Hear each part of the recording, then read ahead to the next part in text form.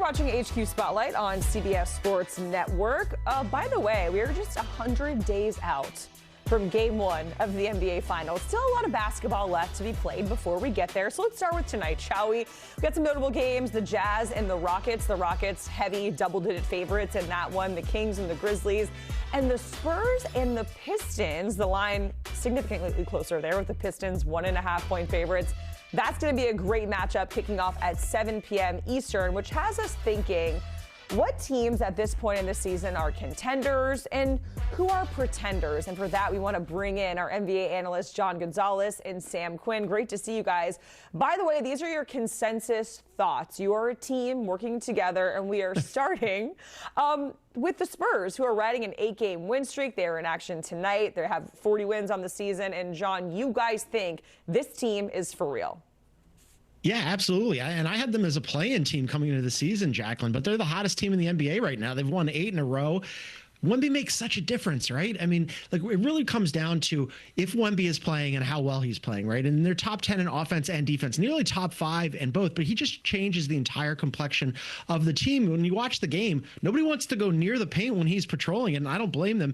And then it makes life so much easier when you have him out there for other guys on the team like De'Aaron Fox and Stephon Castle. And the supporting cast has been underrated, right? I'm a big Devin Vassell guy. Julian Champagnie has had moments this year. Kelvin Johnson. They bring in Luke Cornett as a backup big, and he's been pretty good as well. And then Dylan Harper, they land on him in the draft. Up and down that roster, they're playing really well. And also, here's the other reason why they're contenders for me. Look at what they've done against Oklahoma City this season, right? They're the defending champs. They played 5 times. The Spurs have won 4. It's that old Ric Flair saying, to be the man, you have to beat the man. Well, they've beaten the man 4 times out of 5. And I'm going to let Sam has agreed to do the Ric Flair woo on this, but for me, they're absolutely contenders. Sam, before we get to the Pistons, aforementioned Ric Flair woo. Do you want to take it away? This is news to me, John. You can't set me up like that. Come on. Okay, we'll save it maybe for the end of the segment. Yeah. But as we saw at the top, the Spurs are taking on the Pistons tonight, where they have a winning streak of their own going in Detroit. Cade Cunningham, we've talked about him being in that MVP discussion.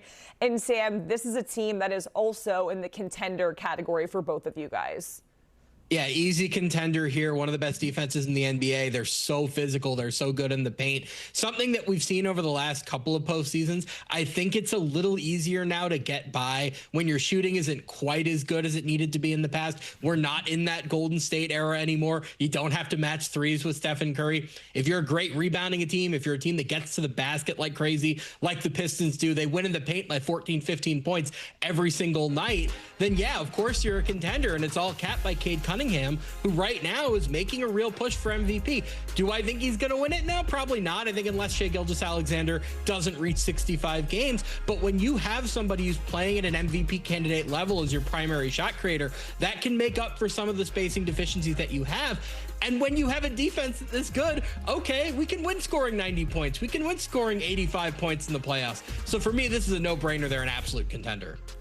Okay, so the first 2 teams we discussed, and the Spurs and the Pistons, are falling into the contender category.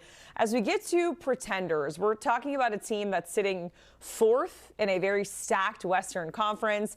They got KD. John, the Rockets coming in as pretenders. Tell us why.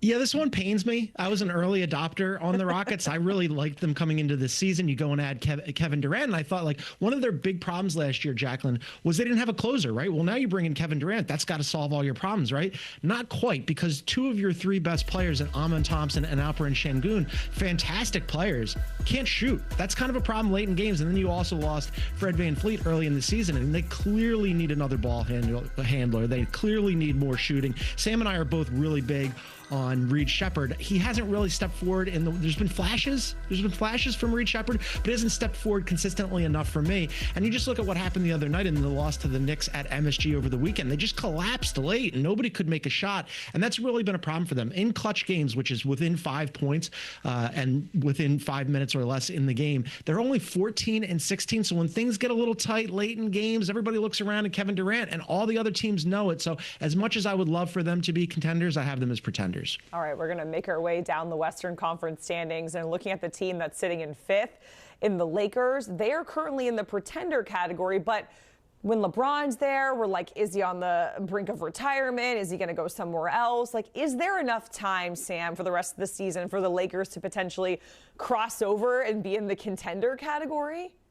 No, I don't think so. They can't stop a nosebleed, right? It starts and stops there. If you can't play defense, I don't know how you're going to win a championship in 2026. They're so unathletic. Whenever they play a younger athletic team like the Spurs, like the Thunder, they just get run off of the court. The entire theory of this team as a championship contender is that their shot creation with LeBron, with Luka, and with Austin Reeves is so good that they'll always be able to get a great look.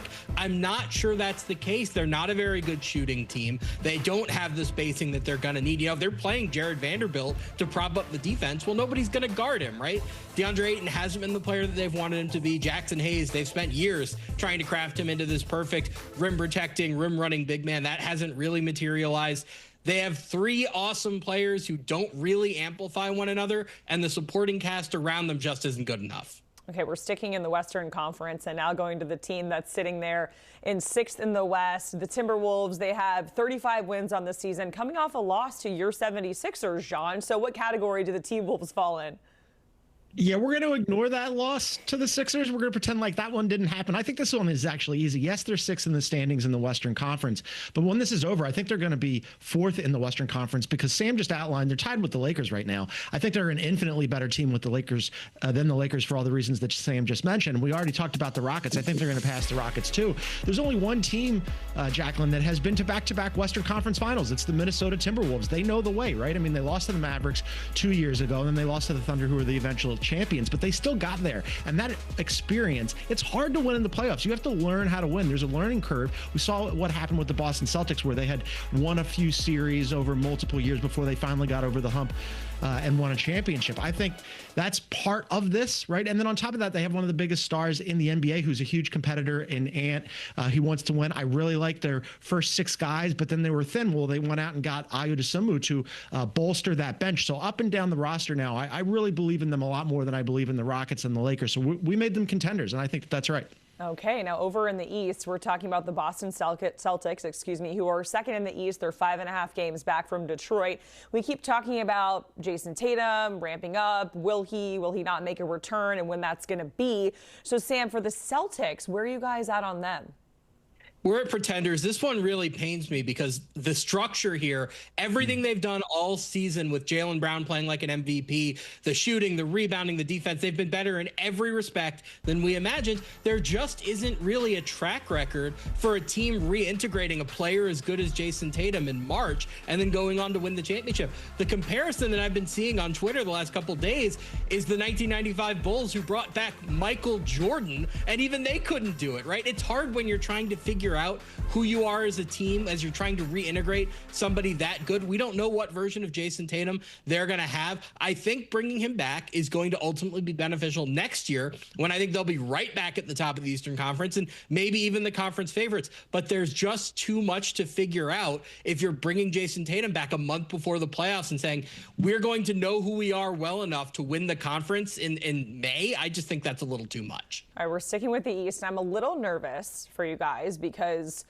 the New York Knicks, we know the fan base, we know they're passionate, they're 3rd in the East, like seemingly, in it right now. But John, you guys don't really think so. Yeah, we've got them as pretenders too. And if I was going to pick out a team from the East that would transition from pretenders to contenders, it's what Sam just said. This pains us not to have the Celtics. I think the Celtics are a better team than the Knicks. The Knicks have been up and down, uneven all season long, right? They won 10 of 12 going into the All-Star break. And what happens after they come out of the All-Star break? They got absolutely dog-walked by the Pistons again. They've lost all 3 games to Detroit. The Pistons are plus 84 in those games. That shows you the massive cracks that this New York Knicks team has, and they needed a comeback at home to beat the Rockets. That's great. Jalen Brunson was fantastic in that game. He's been great in the season overall, but I just think that they've been so inconsistent for much of the season. And when it matters, do you really trust that Knicks defense? Like, outside of OG Anunoby and Mikal Bridges, I don't. They have a lot of problems. You saw last year what happened once they got into the playoffs, where Jalen Brunson and Karl Anthony Towns got hunted on defense. I think that that's going to be the situation again. And then there's just more competition competition in the East than there's been in recent years, right? The Pistons, we already told you we believe in them. The Cavs are on the rise. We think that they're contenders. The Celtics really could toggle from pretenders to contenders. There's a non-zero chance, I think, that the Raptors or the Sixers could give them a series or at least make them work. So with apologies to Knicks fans, I know you guys are Legion, pretenders.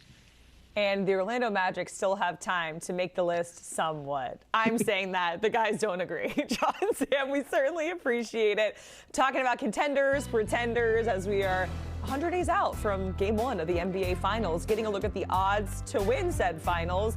The Thunder, they have been constant there with the shortest odds, now at plus 130, followed by the Nuggets, and then the Spurs at 11-1.